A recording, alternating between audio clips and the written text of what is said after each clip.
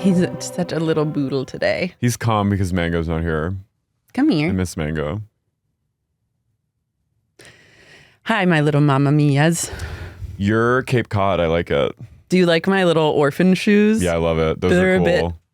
Yeah, I like a little They heel. have some more. They have a little heel. Yeah, I love them. It was a 42 discovered. Where are they from? They're from Bali. It's this like Swiss, I think it's a Swiss brand. I really like them. But they're chic and they make size 42s. And that's something to note. For all you big-footed ladies out there. And weirdly, so when I got them, because they're usually kind of expensive, but I went in the store and I'd had my eye on them for a while, like just online, but wanted to try IRL. And then there was a store in Rome. Was it Rome? No, Milan. And I went in and they were 25% off. But then also there was something called Singles Day that randomly certain stores were just giving you 30% off. And I don't know what Singles Day if you're is. single. I took it as you and like... Michelle are like... I was like, excuse me, but I'll take it. And so they ended up being like half price of what they would normally be. You have to testify that you are They just like single. vibe you out and they're like, oh, she's single. And they give you the discount. I like a little raised heel. I know. Kitten heel. I have those Doc Marten loafers. You have a chunky loaf. Those are a little like... I like those. They are... You know who hates them with a fury? Your mother. But... I do feel when I wear them, I feel a little like cunty schoolboy. It's cunt. Like I wore today to take Mango out, I wore high socks in those. I love that. And I felt at once cunty, haunted schoolboy and Diana. All three. We're about to get into... Well, speaking of Rome, yeah. Lara saw Conclave finally, so we can talk about it. Yeah, I saw Conclave last night. What a movie. Conclave. It's a conclave. It's also feels like it needs to come out now. Yeah. Okay. So spoiler alert.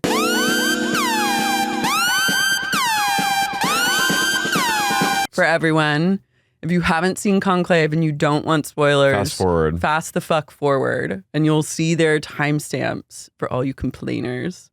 For the rest of you, listen up. Here we go. Conclave was really scratching a Rome itch for me, but it also made me want to be back in Rome. Yeah, I liked how minimal chic the rectory rooms were, and or like in the real marble. Yeah, lots of marble, pillars, arches. I loved the Pope's room. It kind of was giving me Suspiria vibes. It's witchy. Yeah, I mean, they're inherently, especially nuns, are inherently witchy. If you wear robes in a religion, you're a witch. You're a gay witch. Yeah. And if you are specifically in Catholicism, a cardinal or anything to do with like higher up robe wearing, you're gay. You're positively like alphaba. You're very queer for that. Totally. Why as a man are you cross-dressing? You may as well be wearing just a big giant... a mini skirt. Hogwarts sorting hat, witch hat. You're Professor McGonagall. Why as a man are you cross-dressing for your job? True. Why as a man are you only hanging out with other men and women who are not ever gonna fuck you? Why as a man are you making rules for women? You're gay. You're gay.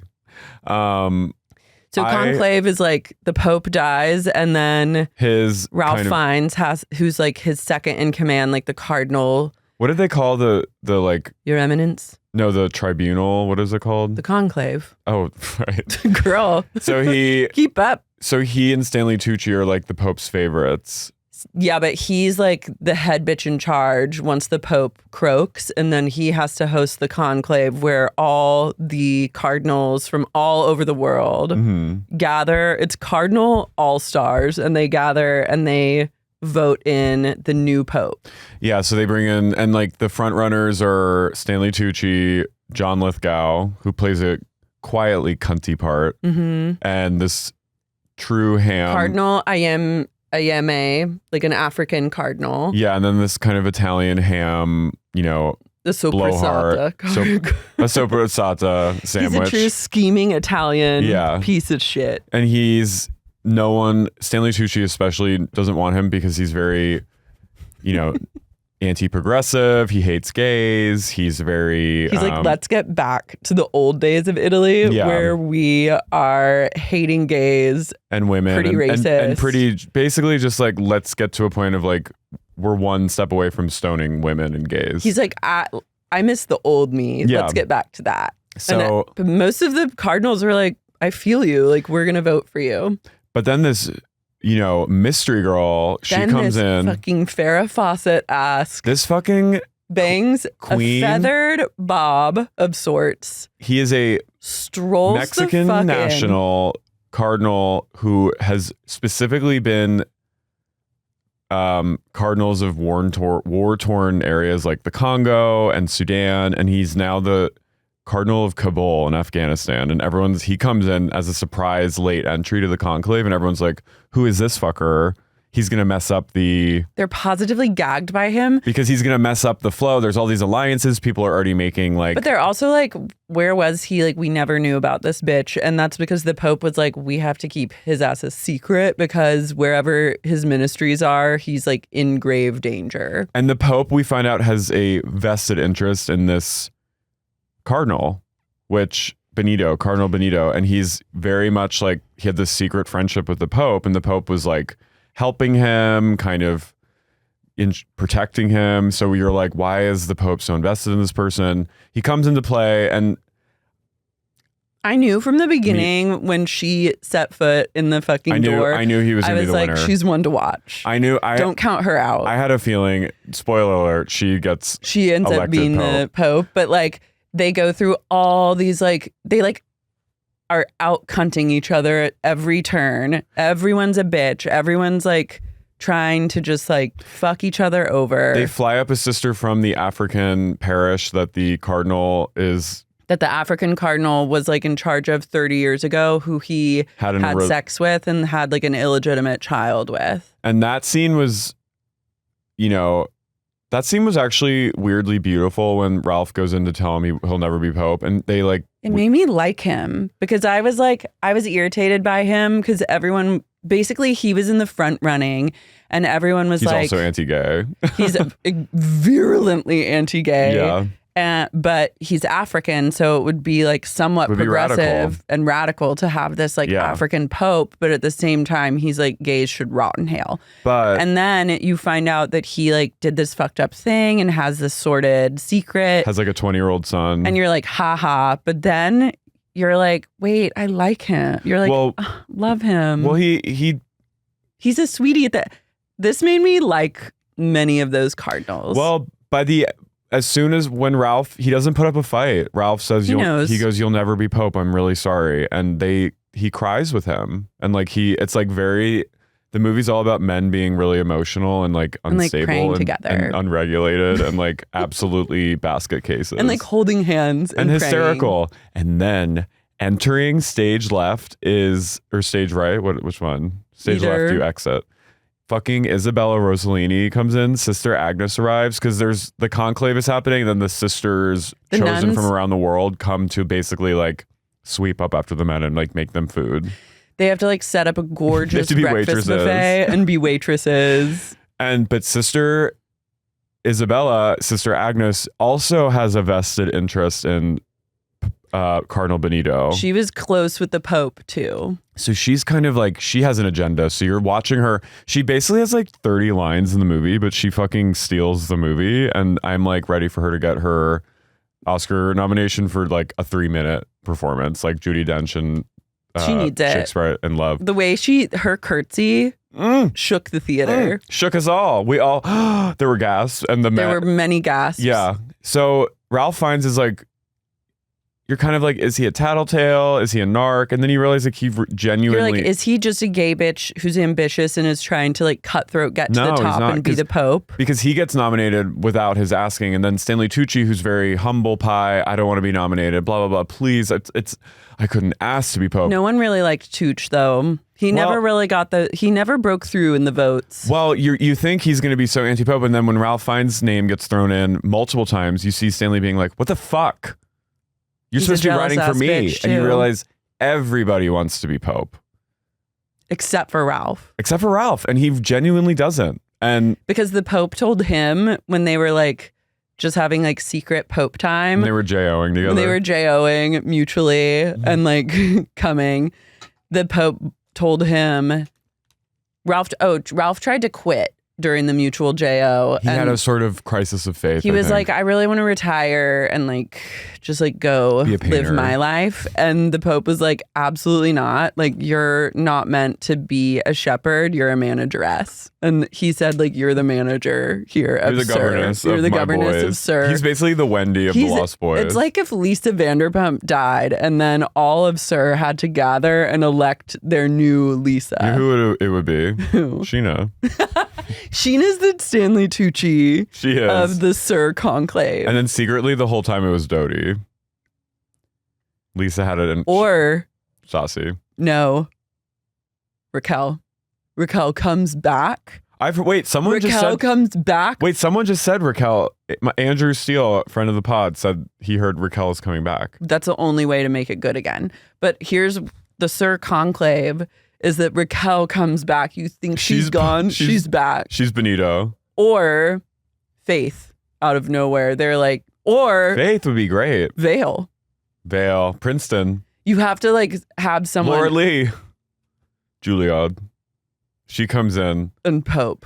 Young Pope vibes. So then Benito, while this is happening, there are terrorist attacks happening because, I think in the vacuum of power in the Vatican, people are seizing opportunity to sow chaos in Rome. And the world is just like, it's just like we're in a fucked up world and shit's going down. There's multiple terrorist attacks, but the role of the head of Conclave is no one can know any outside news because it could influence their vote. It's like jury duty, so you can't know anything. So all this shit's happening, and then at one point, the horrible Soprasada Pope wannabe stands up and is like, this is Islamic terrorism. We need to go after these people, and like super racist, super Islamophobic, like absolutely rancid vibes. And he's like kind of garnering people's like lust for revenge after this one specific gnarly terrorist attack that actually affects the Vatican. Mm-hmm. And then Cardinal Benedetto stands up and makes a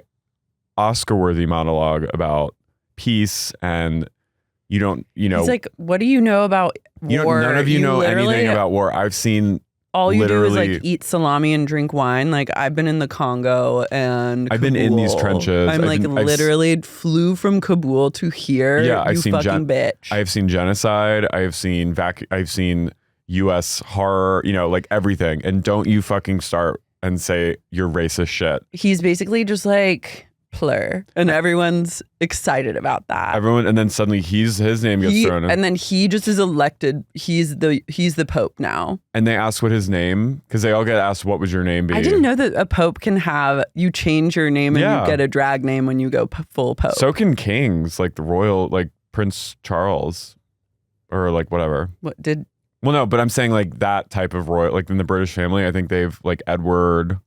His name wasn't Edward? Mm-mm. What was it? Don't look it up. It doesn't matter to me. It's not misinformation. I'm telling you the truth. But I just was gagged.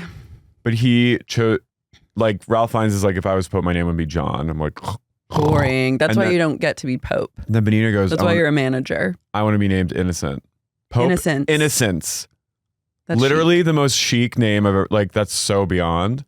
And then there's the ultimate twist comes out. It's like an epilogue. You think truly everything's think fine. Everything's over and we're done. We've like had the conclave. We're gonna have the most Pope like Innocence. Progressive Pope of all time. Then like Ralph Fiennes has had like kind of a gay bitch in the background assistant Googling things and doing he said, let's research mama. And like his assistant has been just researching and typing. He has multiple screens. Yeah. And this assistant cardinal / priest person comes to him and is like, it's like a deacon. Yeah. He's like, the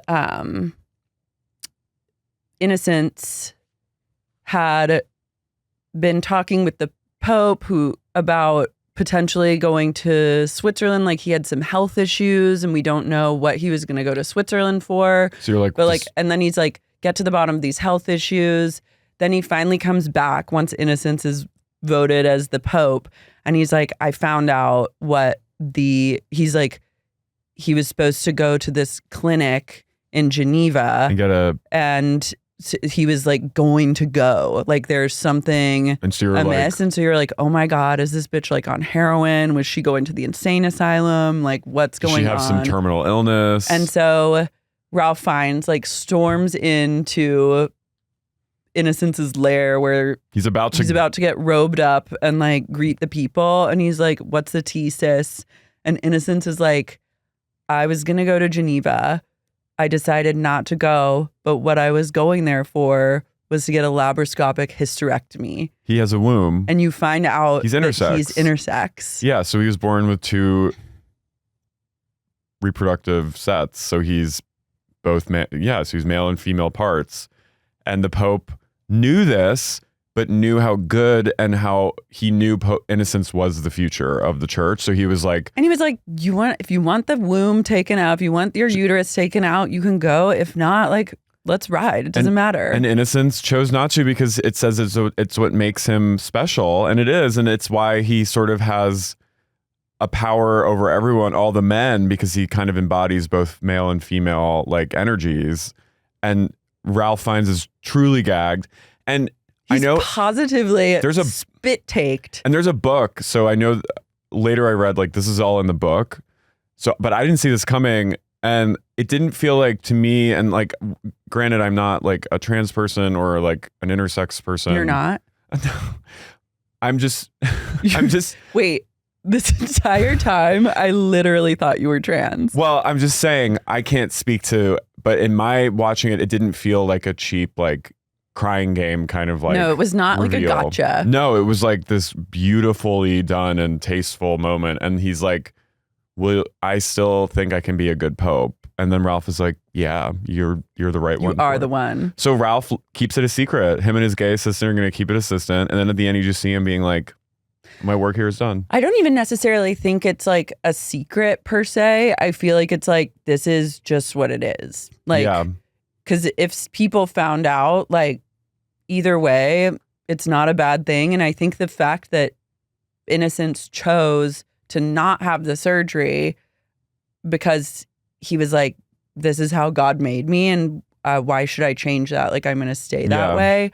Is kind of a serve. I think it would be worse if he did have the surgery. And it's just like, look, this is the way I am. No, it was beautiful. And it was a great movie. I know. Now I'm like, I wish our Pope was Innocence. It kind of Pope pilled me. I was like, well, I walked out of it. I don't know much about the Pope. I was thinking about the Young Pope, which was a great show. I need to watch that. That's on my list next. But in that one, Jude Law's character is in fact young. He's a brat. He's brat. He's Pope. Brat, but his whole thing is he's like, the Pope should never be seen by the public. Oh. And when I am seen, I should be in a silhouette. I should only be seen as a shadow because the Pope is but an instrument of Christ, and Christ and God are the true rulers, and the Pope having like a front-facing leader cheapens the whole religion. So he's never like, and he knew all his life he was like, I'm going to be Pope, so he never allowed any photographs taken of him. Is it based on a real Pope? No, they're all old. But I do think we need need a hot Pope. We need a young Pope. I like Jude's young Pope vibes are like, I will only be photographed in shadows and I'm gonna fucking chain cigs. And Diane Keaton is his like kind of pseudo mother figure who like groomed him to be the Pope, and she's like a crazy like radical stage mom who wants him to reform the church. And he's like radical. He's scary. He's a tyrant. Q4 is about Roma. It's about popes. It's about Catholicism. Yeah. But not necessarily being Catholic, just like appreciating the cunt that they serve and their like robes and jewelry. He also says in The Young Pope that he wants people to fear him again. And like Pope content. So young Pope Can we on just the have list. a Pope that's not a fucking bitch? And a bitch, a bitch in the good way, not a bitch in... Not a frogacine. Not an anti-frogacine. We need like just someone that's just fucking consistently good. Like Francis, once in a while, I'll be like, hell yeah. He's like basically a socialist. And then Is that the Pope now? Yeah. And then he's a Jesuit. So you're like, great. He's kind of radical. And then he'll be like, by the way, the Frogachines are going to hell. And you're just like, okay. Yeah, I mean, wow. I don't really know anything about Catholicism or Pope shit. So as just an outsider, I'm excited to engage. Well, go for it. I'm going for it in my own sexy, unique way. Well, speaking of religion, we need to go into the new book of the Bible. Yeah, we have another book to recap. This one, buckle up because it's a lot. It's rules. We're talking about Leviticus. So Leviticus is all about rules, dower, headmistress. God is a cruel headmistress of a boarding school and runs a tight ship. God's like, the dog days are certainly over. Stop playing the fucking tambourines. You're out of Egypt, but now you're in the desert and you're in the camp and I'm the fucking captain now. And it is all about tents. And here it's about my tent and my beautiful, glorious tent. Who can come in it? And here are the many sacrifices. You have one, by the way. Oh, thank you. Here are the many sacrifices, literally, you're going to have to make so that I don't kill you on sight. God is... He's in a place of Italy. God's in a place of Italy. He instructs... God is obsessed with Aaron. I think God has gay feelings for Aaron. I do. I think God is he's fixated on Aaron. So Aaron is Moses's brother, because remember in Exodus, Moses was like too much of a pussy to do all this like freeing the Jewish slaves from Egypt alone. So he was like, I can't, I'm scared. Like, I don't know. And God was like, fine, we'll get your hot brother Aaron in the mix. For me, I view Aaron seems like relatively silent, though I do believe he's kind of like a mouthpiece for shy Moses. But I imagine Aaron just from the jump being like, now why am I in it? Aaron is basically head rabbi. Yeah. He's head priest, which will obviously, so he and his sons are like the heads of the Jewish faith. Yeah. And so the Lord lays out all of these rules about the types of sacrifices and burnt offerings you're supposed to give him, the whole rituals involved. He is very specific about he needs aromas that are pleasing to the Lord. I was like, you're a candle fag for this, God. He's all about flaying lamb steak tips. He's about steak tips. He's about steak tips. He's about slaughtering frites, like fucking lambs, oxes, and bulls. He's really in a place of like Italy with like expensive groceries, but also Texas Chainsaw Massacre. God, I said to you yesterday in text that God in Leviticus is Leatherface. He's a perv who's also obsessed with like disemboweling animals and making like like flicking their blood on things. I was like, sticky. He's a fucking freak of nature. He's not only into beef, but he loves fowl and chicken, and he's also really into pigeons. Well, he says, because in my head I'm reading this because it's like you literally can't swing a purse without sinning and then having to like go to the tent and make a sacrifice. Like everything you do is like sacrifice time and offering time. And I was like, so what happens if you like get in trouble and you don't have a bull to sacrifice like that day? There's an answer for that. But there's an answer for that. God says you're allowed to just like sacrifice 2 pigeons. Okay, I was shook when I felt like such an idiot because when I saw pigeons in the Old Testament, I literally, in my head, pigeons only came in, and I'm being facetious, by the way, but only came into history in like 1920s New York. You thought that pigeons like evolved out of the stock market crash of like 1929. Pigeons to me are just like they only came into They're existence. a New York thing. They were a 20th century invention. So when I saw pigeons in, pigeons in the desert? I was like, I was truly, what? So they must have been like breeding pigeons. They must have had like animal breeding going on in their like desert camp. Pigeons have been here forever, I guess.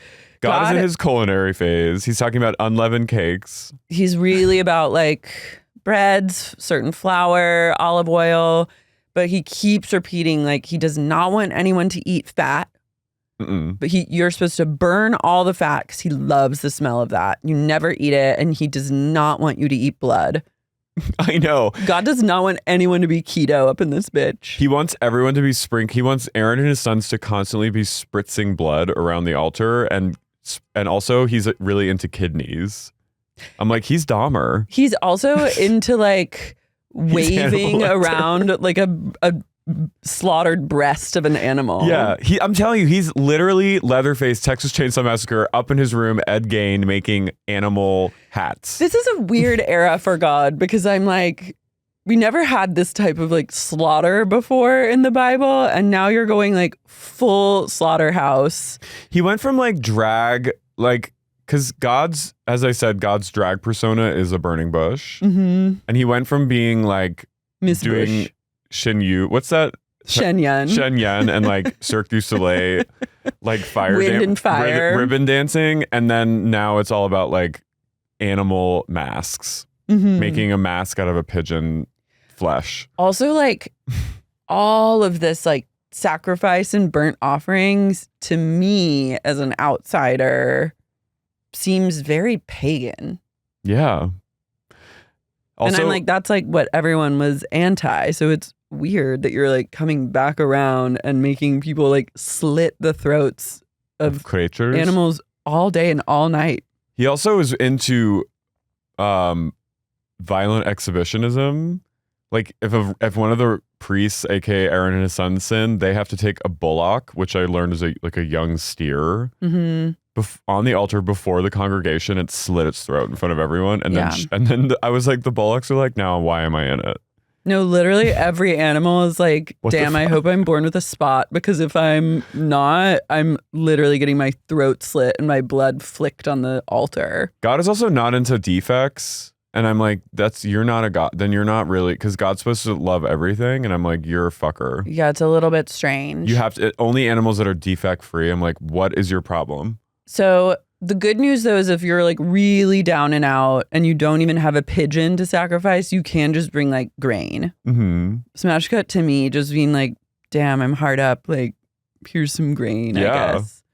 The priests also have way too much power for my liking. For sure. They're like, and we'll get there, they're basically like doctors and scientists. Yeah, they're a little like in this camp, and you like and epidemiologists. Yeah, they're full on like all of them. I'm like, where did you get your degree? Mm-hmm. So then God starts to offer a lot of guidance around like fellowship offerings, which I guess is when everyone gathers and like eats together, and we get into like just general health and wellness rules that for the most part I'm like, this tracks to me. It seems like level-headed, sensible. God says, no leftovers. Mm-mm. He says, and this is what I've always practiced, not even knowing that God told the Jews this way, way, way long ago. No, he said, you can eat meat on the day it's cooked or the day after, but day 3 it's out. But I've always operated under that assumption. That to me is just like common sense. Yeah, I'm a purger. I throw all food. Like I'm a day 2 leftover, day 3 you're gone. Gone. Yeah. Like I love a day 2 leftover. Thanksgiving you can make kind of an exception. You extend. Yeah. Yeah.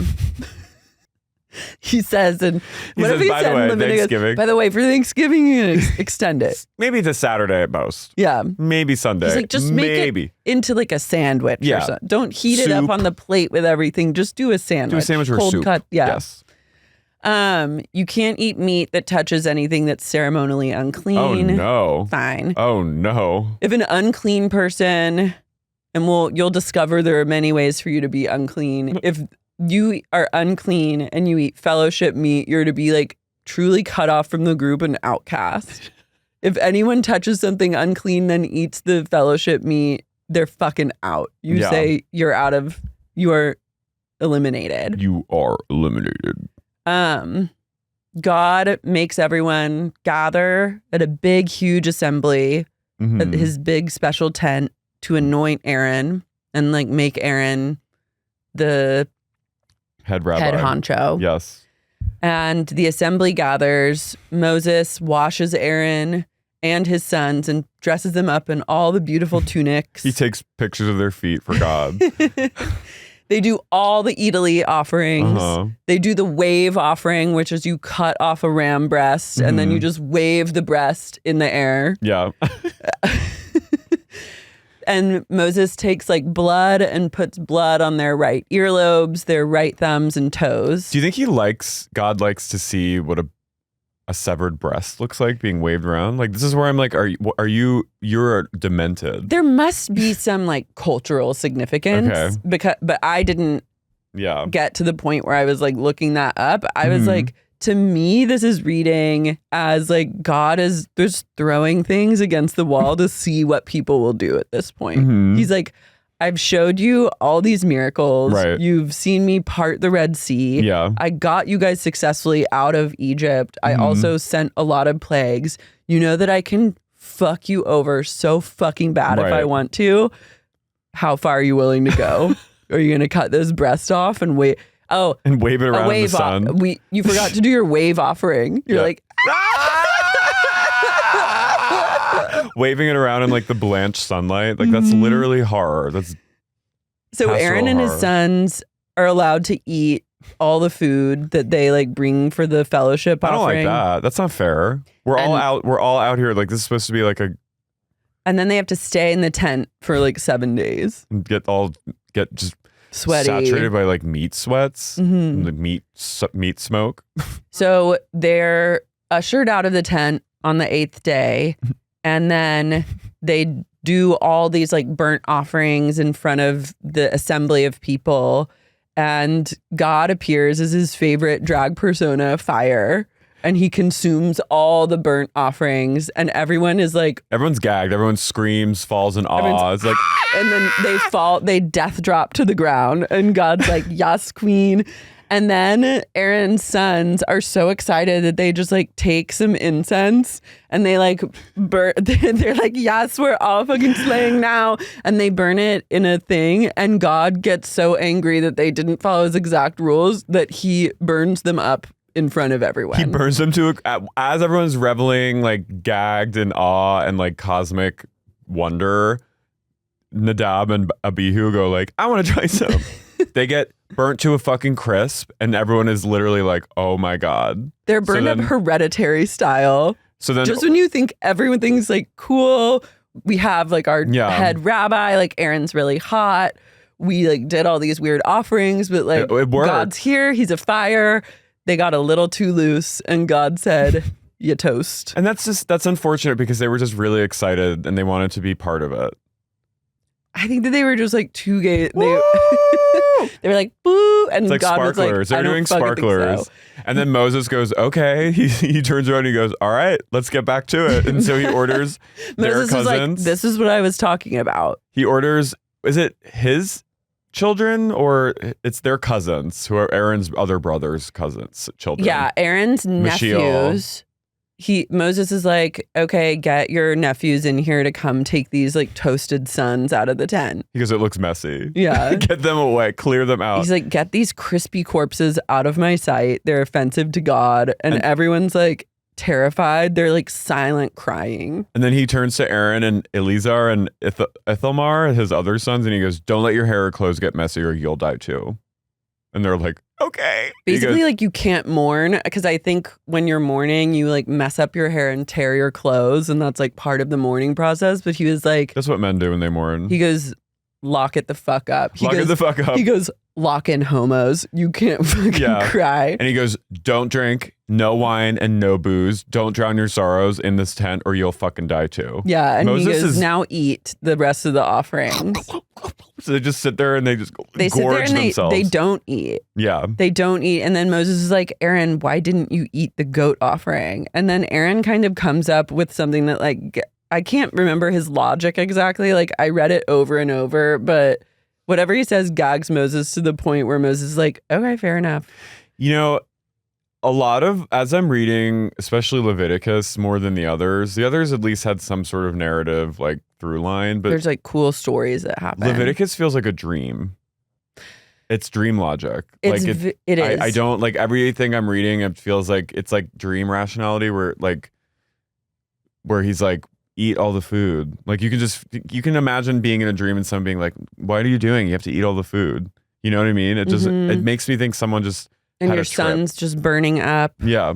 Moses is now, to me, if I were there, I'd be like, this man is a tyrant. He's a raving lunatic. Why are you listening to anything he says?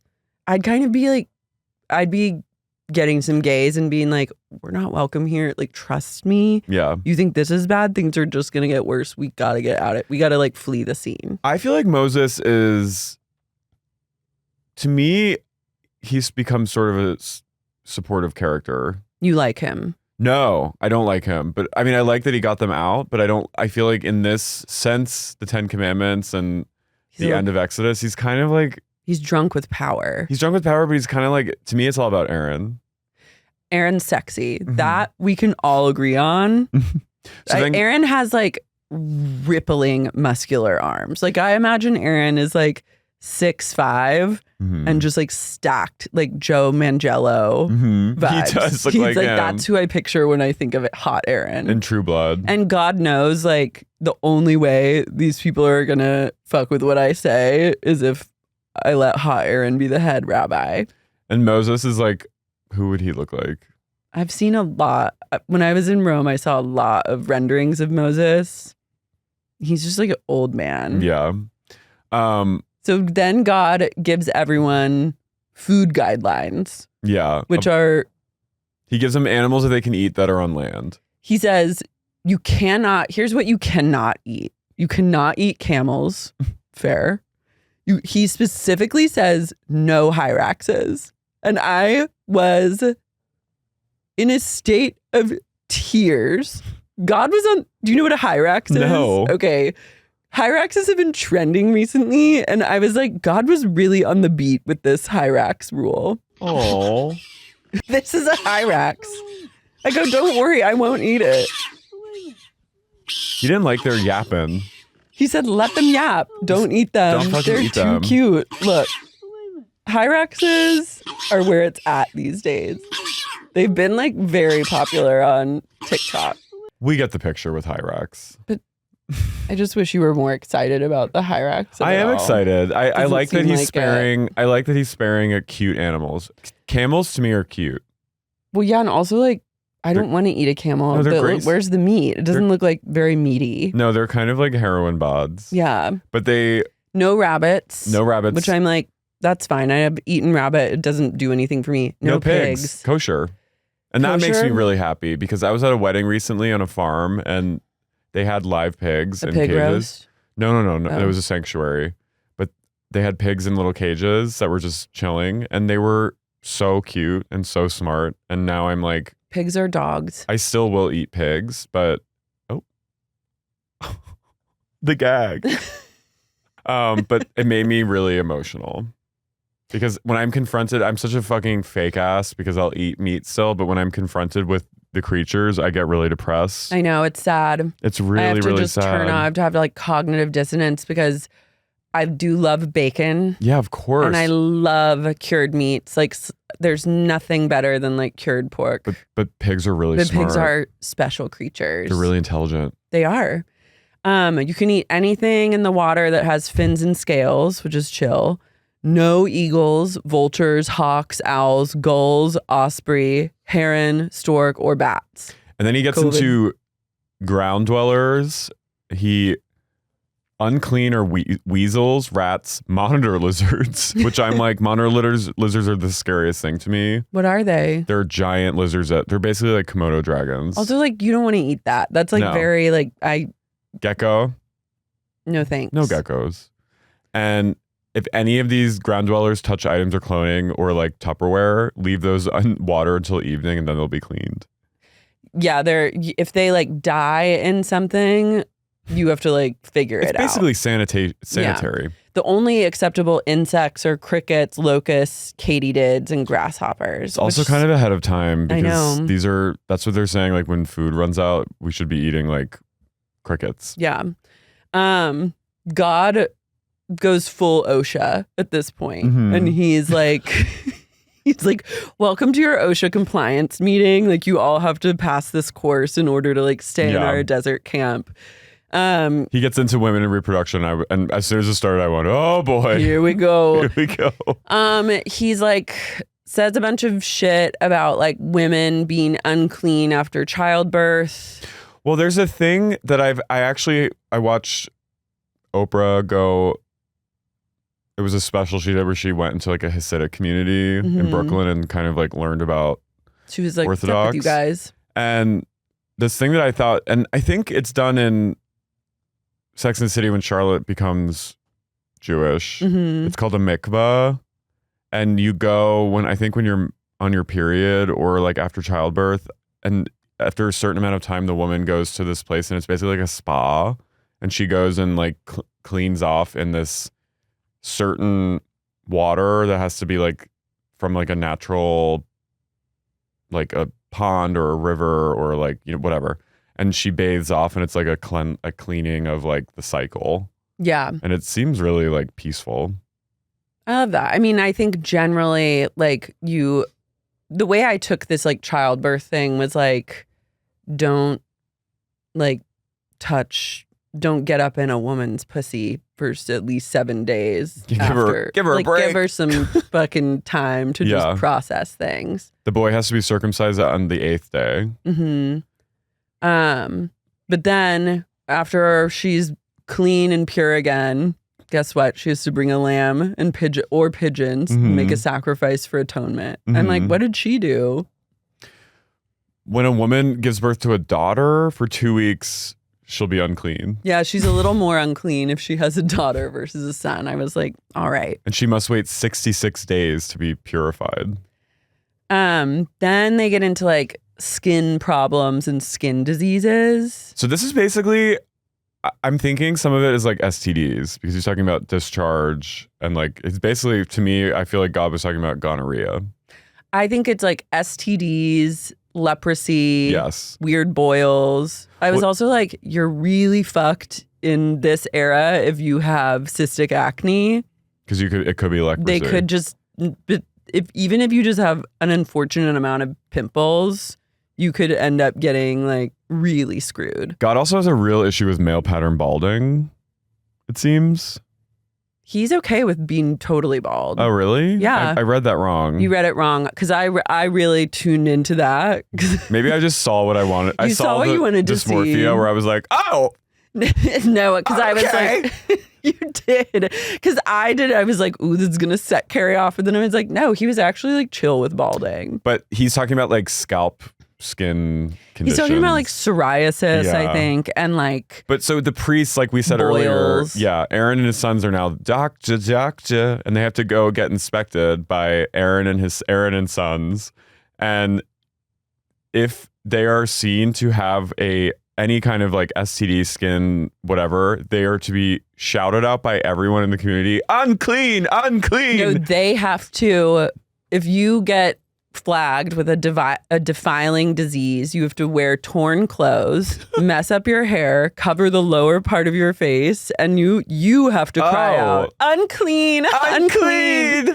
And you have to live alone outside of the camp. This sucks. Unclean. Also, I'm like, I'm leaving. I love how God's like, mess up your hair. He's like role playing.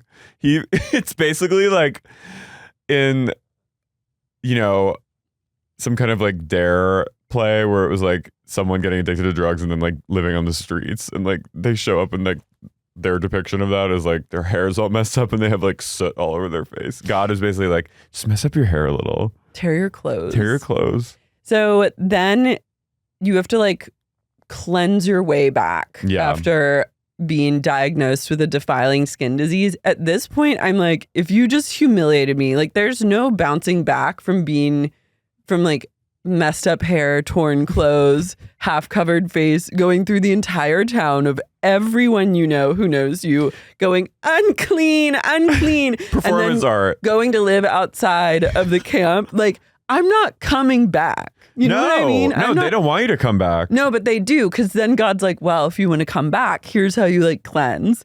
So you'd be like, I'm going solo. I'm going solo. I'm riding solo. I would be like on a camel, like getting out of there and going to the next town. The kind of marking from half of your face down is very like high fashion though. Mm-hmm. And the torn clothes and messy hair. I feel like it's sexy, except you're covered in boils. Well, remember the book? What was the book I had you read that you were horrified at about the nuclear war? And like, oh yeah. Remember there's like people like they're all Boil City. I know, but I wonder if it's like kind of based on the Bible because they're sort of seen as unclean.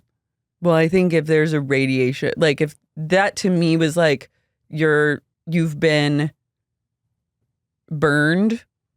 You're covered in burns. You're a burn offering. You're covered in burns that heal. And like also there was like nuclear explosions that then like slapped soot and stuff, like burned dirt into your skin forever. So everyone's just marred. What was that book called? Real heads will know. Okay. So in order to be like cleansed, once your boils have gone away and you want like back in the camp. So you get microdermabrasion. I know. You have to take. What if you became the esthetician on the outskirts? You'd make a good living. You have to take 2 birds. You dip one bird in the other's blood. You like shave all your body hair, including your head. You live outside of a tent for 7 days. So you're shaved living outside of a tent. In the elements. You have to sacrifice a lamb for a guilt offering. If you're poor, you can bring a pigeon or like your best flower. I'm like, too many steps. I'm not doing it. You guys already humiliated me. I'm now dying at the... You like have back knee and you're like, if someone's like, you got to go see the priest and you're like... And the idea like, of walking through like this tent village and looking and just seeing like several people just wailing outside and asking for forgiveness for having boils is just the most horrifying thing I can imagine. And also being sent through the entire village screaming, unclean. Because you got like a bad pimple that day. Do you think there were ever like finches who like cosplayed as being unclean for attention? Yeah. Definitely. But I'm imagining you as the outskirts esthetician who like maybe has a few boils, but like keeps her face kind of hidden. My face is good, but the rest of my body, there could be boils. But you are the esthetician to the stars in Canaan. Yeah, I'm like, come to Mama's tent. I'll be the judge of it. No, you know what? It's like we all got thrown out of the tent city for having acne. But guess what? I'm going to get you back to like moisturized hydrofacials, get you back to a good place. And then we can decide, like, do you really want to go through the birds and the shaving and the living outside a tent for 7 days? Or like Canaan's literally right over there. You know what I would do? Because this is like back in the day. Things are like, it's basically just all out war at all times. Mm-hmm. I would assemble an army of acne people, including me. And we would ride at dusk, not at dawn, and go in and pillage the tents and take over. I'm not trying to fuck with God. I'm like, this chapter left me I would sell my soul to Satan and then be gifted the power of hell and go in and wage war and establish an acne nation. I'm trying to slink away. I'm trying to skirt out, like limbo out of this camp and be truly... Because you want to get swallowed by the fire. I do not want to get swallowed by the fire. I don't want to be smited. I want out. I just want to go live my life. And thank you so much for freeing me from Egypt. I do really appreciate that. Like, I am forever grateful. But I got to get out of here. Too many rules. Too many sacrifices. Where would you go? America. You'd sail to America. Well, where are they? They're like... Where are they even? It's like they're Palestine, like in Israel. Okay. Yeah. I go to Europe. Really? You want to go to Europe? I go to Rome. Isn't Roman Empire happening? Yeah, but if you go to Rome, they're going to kill you. Whatever. I'll suck some dicks and I'd rather... Jews and Christians, Jews were not treated well by the Romans. I know that. Yeah.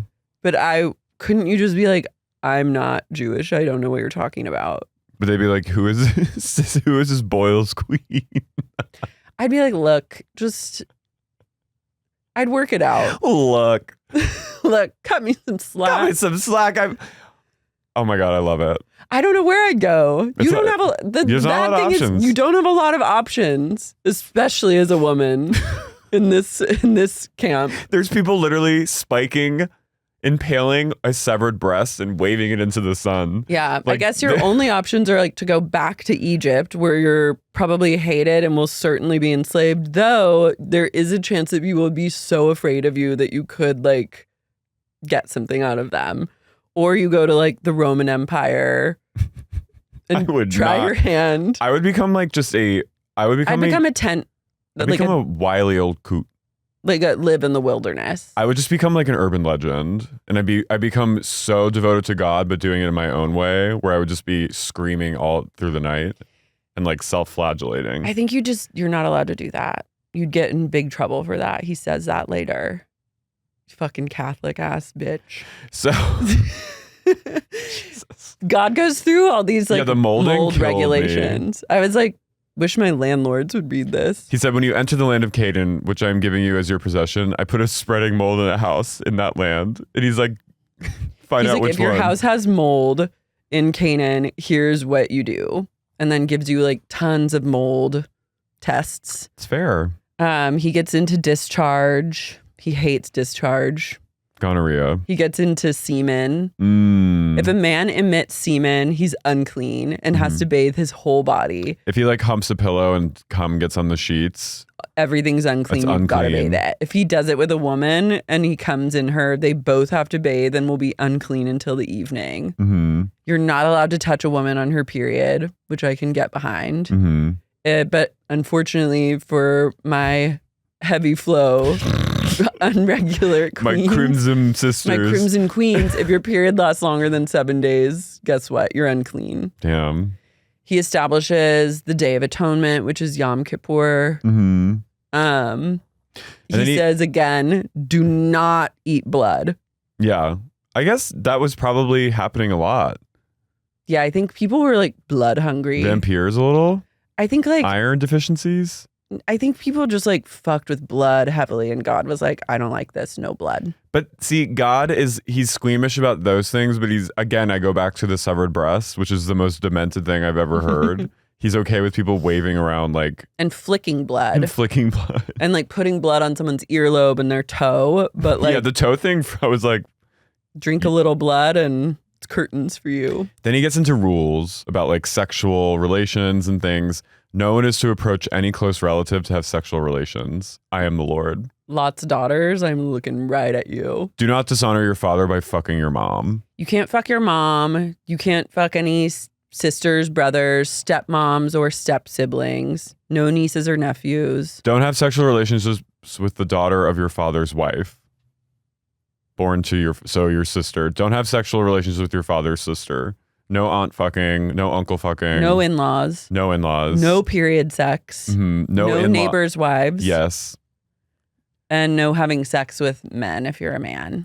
If you have sex with a man the way you have sex with a woman, quote, that is detestable. Okay.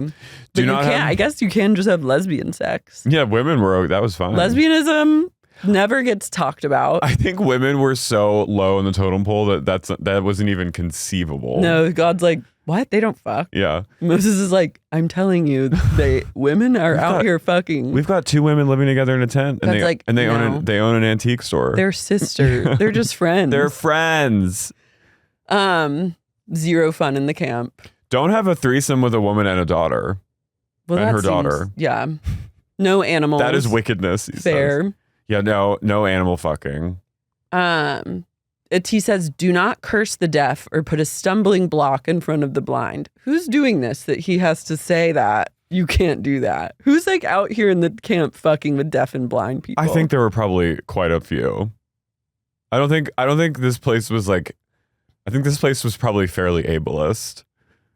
Back then in these times.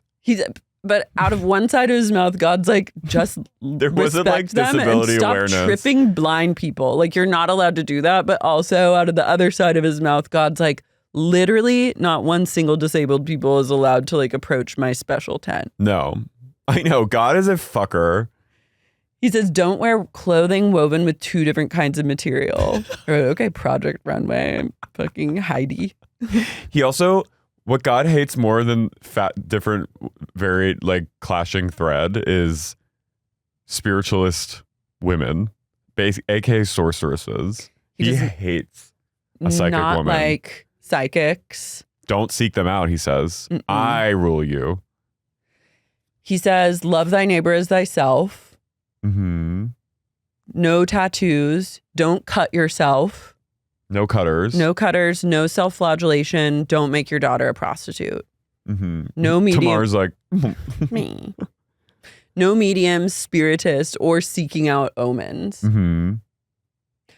This next one is kind of wild because I was like, do religious right people, what do they think of this? / like specifically for like the deep cut Trumpers. Yes, who I'm are like, anti-immigration. Yeah. God says, and I quote, when a foreigner resides among you in your land, do not mistreat them. The foreigner residing among you must be treated as your native born. So I was like, let's go there. I'm just like, what do you think of that? Yeah, what do you think about that? Have you read? But also, I mean, God says a bunch of shit, so he's kind of like he's full of contrasts. It's very I mean, know, he you're says like, what's the real? gays are to be put to death. Yeah, gays and animal fuckers are just We're on looped that into level. the same level. Love. Lesbians, fine. Lesbians, scissoring Harmless. is fine. Yeah, Trans, he never talks about trans No. or gender. no. So they're fine too. Well, I'm assuming God probably. No, don't assume. Okay. They're just not talked about. It is that, immigration part of is very like they conveniently ignore that because they'll talk about, it's in the Bible about like the gay thing and like but they will just conveniently. I know forget. It's weird. You pick and choose. I mean, that's like kind of the vibe with all religions, but that just was interesting. We should be following that a little. God more. said, was really intense. Said, do not sacrifice your kids to Moloch. And I was like, who the fuck is Moloch? Well, okay, I think is Moloch another variation of the owl? Moloch's that guy. So he's like a minotaur. He's like he's like a Satan. It's like a bad spirit. That's scary. You are not supposed to sacrifice your kids to him. God? I said, don't worry, I won't. Well, okay, wait. So, like Bohemian Grove, they have an owl there named Moloch that they like worship. They role play worship this owl. Maybe it's like I think it's like a pagan. But God has his eye on Moloch, and he's been Moloch has been accruing power, and God's like, I know Moloch gets like a personalized shout out in Leviticus. So then I was like, what's this bitch all about? And then I was like, scary. Moloch's like, I'm living rent free in your head. Keep my name out of your mouth. Keep my name out of your mouth, bitch. Give me your kids. Give me those children. Give me those Sacrifice children. your kids. Sacrifice them. He appears in people's dreams and goes, don't you want to kill your kids? Aren't you sick of those Just kids? slit your little kid's little throat. Just sacrifice them. Here's some things that'll get you put to death in this camp. Cursing your parents, adultery, gay sex, and bestiality. Being a medium or a spiritist, you will be stoned. Bury the lottery. Incest just gets you exiled. Period sex also gets you exiled.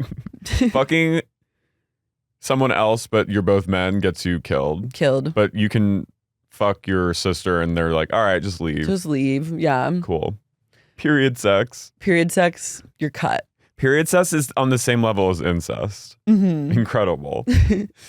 Fucking your aunt or marrying your brother's wife will make you die childless. Okay. Then what does that mean? You're not allowed to have kids? No, you'll just be barren, I guess. Okay. You're like, fine, I didn't want kids anyways. If you're a priest and your daughter becomes a prostitute, she has to be burned to death. Wait, so these clearly things that have happened.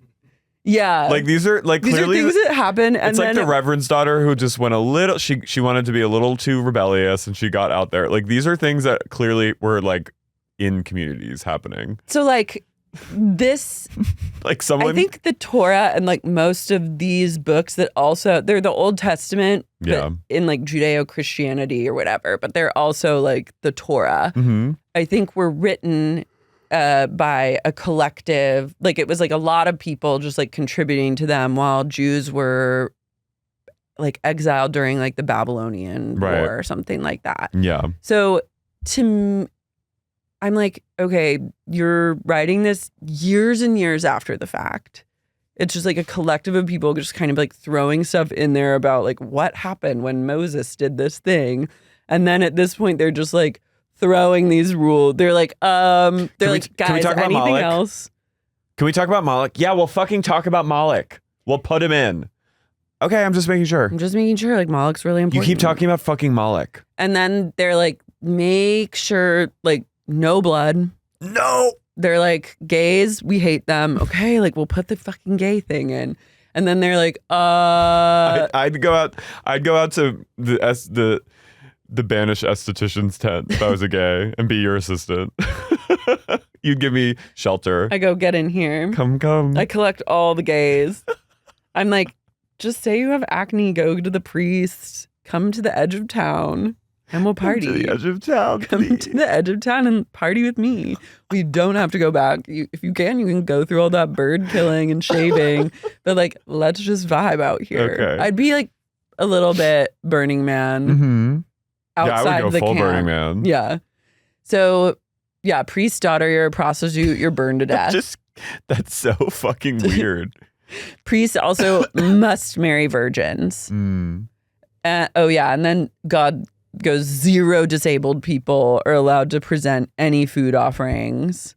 He goes through like every type of disability and he's like, hate them all, no one's allowed. Can I say that God is very death to them all? Wendy Williams. He is. You're like, okay, so we get it. You're obsessed with Aaron. You're gay for Aaron. You don't want anyone to fuck him. You want a virgin to fuck him. But you don't want any men to fuck him. No, because he knows all the men secretly have the hots. I know, and so he's like, oh, the only one who gets to fantasize about Aaron is me, God. And if you're gay, guess what happens to you? You're dead. That's why he's like, if I can't be gay. No, I'm like, if I can't fuck Aaron, because he can't really, because he's like metaphysical. Yeah. If I can't fuck this man's no one can. Sweet bussy. Sweet none of bussy. you, sweet manhole, none of you can fuck his manhole. Or fuck other men. And if you fuck other men too, you're dead. This is very Velvet Rage. It is. God's in his Velvet Rage era. God is an angry, repressed gay. Mm-hmm. So I've met a lot of gays like him. Same. He establishes all the holy days. He goes back to like Italy vibes with bread and olive oil rules. He also gets into like a music festival moment where I'm like, Coachella's, he's like, bring out your tambourines again. Bring them out. And then there's like a side story where a blasphemer is put to death. Yeah, that was Rand. Like an Israelite goes and gets in a fight with like someone else in the camp, and I guess someone blasphemes. They don't exactly say what he said. He was like, God damn you. Yeah. He cursed another guy, and the Lord said, take him outside the camp, and anyone who heard him curse, stone him to death. I'm like in my esthetician tent going, whoa. Lock the doors tonight, everyone. Anyone who kills another human, death. Anyone who kills an animal, their animal must die. What's really weird... If you injure a person, they have to be injured. Eye for eye, tooth for tooth. That's what it is. I know, but that's weird because earlier in Leviticus, he specifically says, like, do not seek revenge. So it's really like, what do you want out of me? It's Adam Lambert. What do you want from me? What do you want from me? God announces... The Jubilee. The Jubilee. I'm... so Jubilee pilled at this point. Me too. I think we're entering a Jubilee. We are entering. Oh, right. The Vatican Jubilee. The Vatican Jubilee starts on, I think, December 24th when they open these doors of the Vatican that only get opened on every Jubilee. And I was in a place mere weeks ago, maybe even last week, where I was cursing the Jubilee. But now. You miss it. No, I have, like, I'm going to Rome next year specifically to Jubilee off the face of the planet. I can just imagine this is a fucking Jubilee, bitch. I'm imagining you tambourining off the edge of the earth and falling into the void. Come back for your mother, back for your father, back for your brother and sister and mother. Okay, I'm going to plan. I mean, we have a lot of time because I think a Jubilee is like every 25 years. So, but like gird your loins for the Sex Unique podcast Jubilee. The Jubilee. We're going to be like, what, 50? In our 50s? The 50th year shall be the Jubilee for you. Do not sow and do not reap what grows of itself, or harvest the untended vines, for it is a Jubilee, and it is to be holy for you. Eat only what is taken directly from the fields. The Jubilee year is also very cool for the Israelites, because if you lose your land pre-Jubilee during the Jubilee year, you get it back. That kind of sucks. So like, what if you're like old and you're like, damn, I guess you're like, my kids will have this land back one day. Yeah, you get everything redeemed. So if you fall into slavery as an Israelite, you're freed Jubilee year. You get like crops. But if you're a regular slave, you're fucked. No Jubilee will save you. God then becomes a financial advisor. And he says, if one of your fellow Israelites becomes poor and sells some of their property, their nearest relative is to come and redeem what they have sold. He goes into like probate law. Yeah. And then he also makes a lot of rules, which is kind of nice. He's like, if your fellow Israelites fall on tough times, you're to lend them money at no interest. Like, you basically have to like take care of them. Don't screw each other over. So there was a period where like everyone was like, okay, we're not getting any rules. And then God did the MBA program at Harvard that like Carly Kloss did and Tyra Banks, where you can say, oh, everyone can be like, oh, I went to Harvard. But it's like, no, you went to school for like 3 months. Mm-hmm. But God did that. So he has his MBA from Harvard. So he's like, I'm back in Canaan and I'm ready to go. I'm ready to teach you what I've learned in Boston. Mm-hmm. And he gets into like, he basically takes the baby bar, and he's like a lawyer, like how Kim K is a lawyer. Yeah.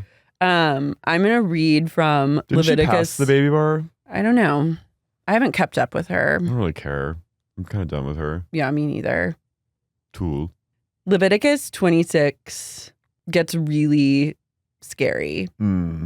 So God establishes all these rules, and then he's like, if you follow all my decrees and obey me, I will send you rain, the ground will yield crops, the trees will have fruit. Like, everything's going to be really hunky-dory for you. God also says the slave thing, he goes, Israelites cannot enslave each other, but they can have slaves from other nations. So it's like, be nice to people coming into our country from foreign lands, but also you can make them your slaves. But I guess you have to be like a cool slave owner. Mm-hmm. Like, you're like, you can't be mean. You're a slave, but like, I'm nice to you. Yeah. I mean, kind of everyone was. You're either like a slave or not a slave back then. Okay, so God's like, fuck with me positively, and like things are good. He goes, disobey me. He says, but if you will not listen to me and carry out all these commands, and if you reject my decrees and abhor my laws and fail to carry out all my commands and violate my covenant, then I will do this to you. I will bring on you sudden terror, wasting diseases, and fever that will destroy your sight and sap your strength. You will plant seed in vain because your enemies will eat it. I will set my face against you so that you will be defeated by your enemies. Those who hate you will rule over you, and you will flee even when no one is pursuing you. If after all this you will still not listen to me, I will punish you for your sins 7 times over. I will break down your stubborn pride and make the sky above you like iron and the ground beneath you like bronze. Your strength will be spent in vain because your soil will not yield crops, nor will the trees of your land yield fruit. If you remain hostile towards me and refuse to listen to me, I will multiply your afflictions 7 times over as your sins deserve. I will send wild animals against you, and they will rob you of children, destroy your cattle, and make you so few in number that your roads will be deserted. In spite of all these things, you do not accept my correction, but continue to be hostile toward me. I myself will be hostile toward you, and I will afflict you for your sins 7 times over. I will bring the sword on you to avenge the breaking of the covenant. When you withdraw into your cities, I will send a plague among you, and you will be given into enemy hands. When I cut off your supply of bread, 10 women will be able to bake your bread in one oven, and they will dole out the bread by weight. You will eat, but you will not be satisfied. That part. If in spite of this, you still do not listen to me, but continue to be hostile towards me, then in my anger, I will be hostile towards you. I myself will punish you for your sins 7 times over. You will eat the flesh of your sons and the flesh of your daughters. I will destroy your high places, cut down your incense altars, and pile your dead bodies on the lifeless forms of your idols. And I will abhor you. I will turn your cities into ruins and lay waste to your sanctuaries. And I will take no delight in the pleasing aroma of your offerings. I will lay waste to the land, so your enemies who live there will be appalled. I will scatter you among nations and draw out my sword and pursue you. The scariest thing, he goes still down this like laying waste. He goes, as for those of you who are left, I will make their hearts so fearful in the lands of their enemies that the sound of a windblown leaf will put them to flight. They will run as though fleeing from the sword, and they will fall even though no one is pursuing them. They will stumble over one another as though fleeing from the sword, even though no one is pursuing them. So you will not be able to stand before your enemies. That's the thing that scared me the most. Then God became the head of the CIA. This really freaked me out. Yeah. When he gets like really crazy and vengeful like that, I'm like, damn, bodies piling on bodies. You're being scary right now. And the thing that really fucked me up was the becoming a cannibal for your children, and then also never being satisfied, never being sated. Yeah. He's a sick fuck.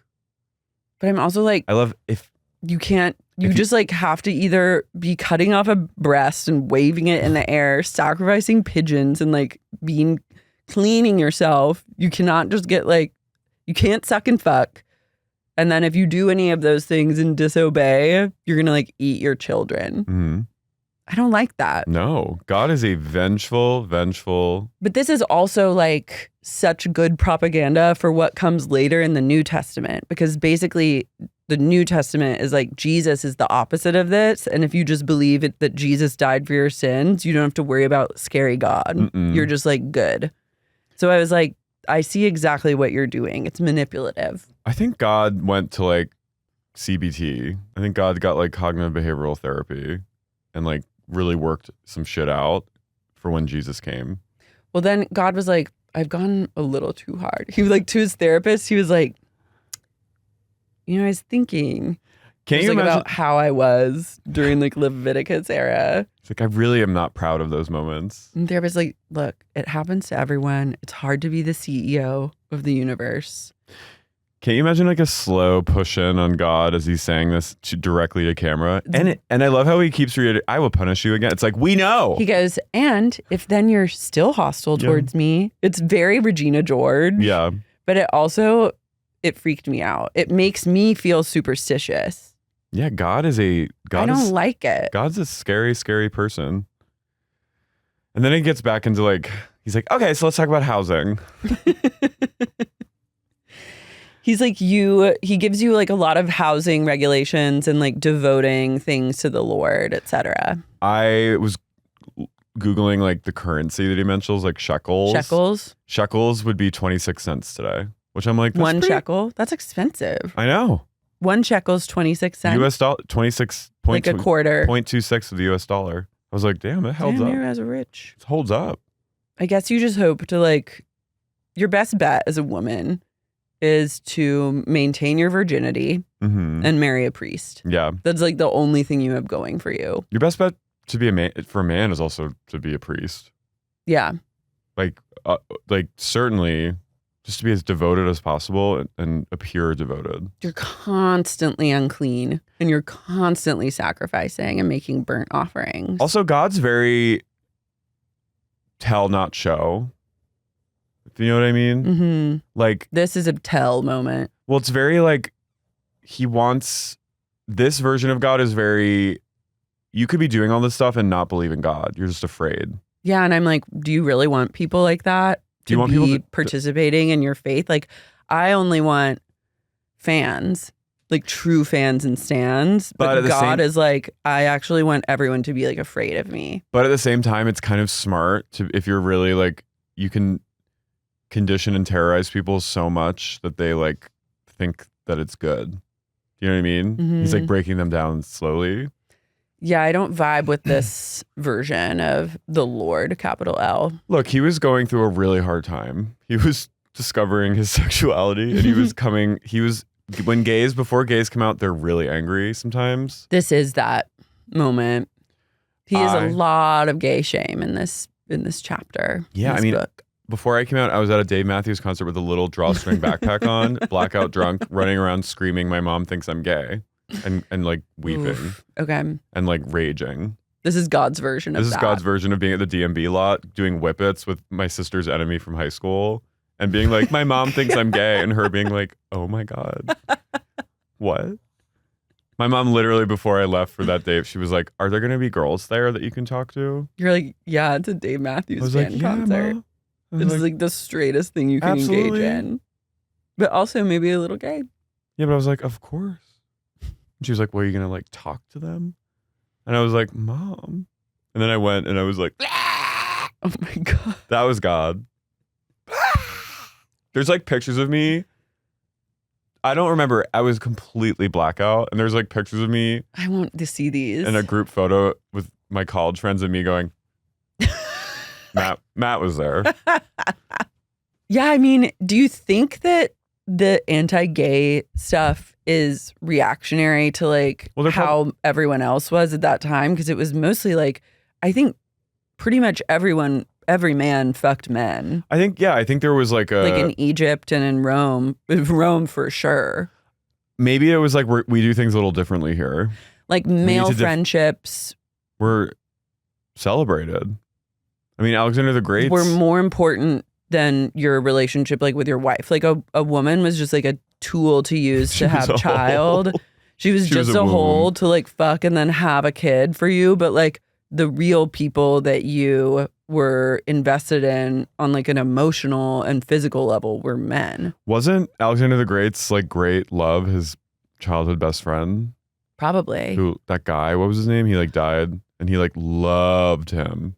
Also, and when he died, he like made everyone mourn. He went full Jacob with the glove on his head. Mm-hmm.